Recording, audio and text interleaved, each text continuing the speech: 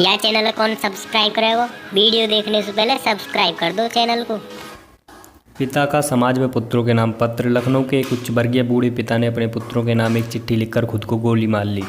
चिट्ठी क्यों लिखी, क्या लिखा, यह जानने से पहले संक्षेप में चिट्ठी लिखने की पृष्ठभूमि जान लेना जरूरी है।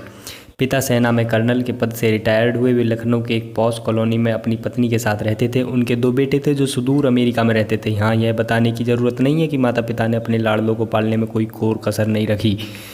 बच्चे सफलता की सीढ़ियाँ चढ़ते गए, पढ़ लिख कर इतने योग्य हो गए कि दुनिया की सबसे नामी निरामी कारपोरेट कंपनी में उनको नौकरी मिल गई। संयोग से दोनों भाई एक ही देश में लेकिन अलग अलग अपने परिवार के साथ रहते थे। एक दिन अचानक पिता ने रुआएं से गले से बेटों को खबर दी, बेटे तुम्हारी माँ अब इस दुनिया में नहीं रही। पिता अपनी पत्नी की मिट्टी के साथ बेटों के आने का इंतजार करते रहे। एक दिन बाद छोटा बेटा आया जिसका घर का नाम चिंटू था। पिता ने पूछा, चिंटू, मुन्ना क्यों नहीं आया? मुन्ना यानी बड़ा बेटा। पिता ने कहा कि उसे फ़ोन मिला, पहली उड़ान से आए।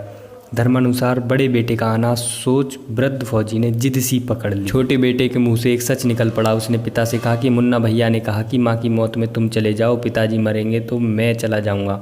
कर्नल साहब पिता कमरे के अंदर गए, खुद को कई बार संभाला, फिर उन्होंने चंद पंक्तियों का एक पत्र लिखा जो इस प्रकार था। प्रिय बेटो, मैंने और तुम्हारी माँ ने बहुत सारे अरमानों के साथ तुम लोगों को पाला पोसा, दुनिया के सारे सुख दिए, देश दुनिया के बेहतरीन जगहों पर शिक्षा दी। जब तुम्हारी माँ अंतिम सांस ले रही थी तो मैं उसके पास था। वह मरते समय तुम दोनों का चेहरा एक बार देखना चाहती थी और तुम दोनों को बाहों में भरकर चूमना चाहती थी।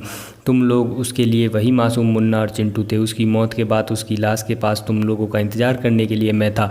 मेरा मन कर रहा था कि काश तुम लोग मुझे ढांढस बंधाने के लिए मेरे पास होते। मेरी मौत के बाद मेरी लाश के पास तुम लोगों का इंतजार करने के लिए कोई नहीं होगा।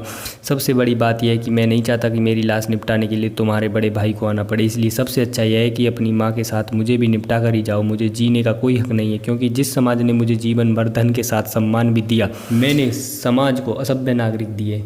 हाँ, अच्छा रहा कि हम अमेरिका जाकर नहीं बसे, सच्चाई दब जाती। मेरी अंतिम इच्छा है कि मेरे मेडल तथा फोटो बटालियन को लौटाए जाएं तथा घर का पैसा नौकरों में बांटा जाए।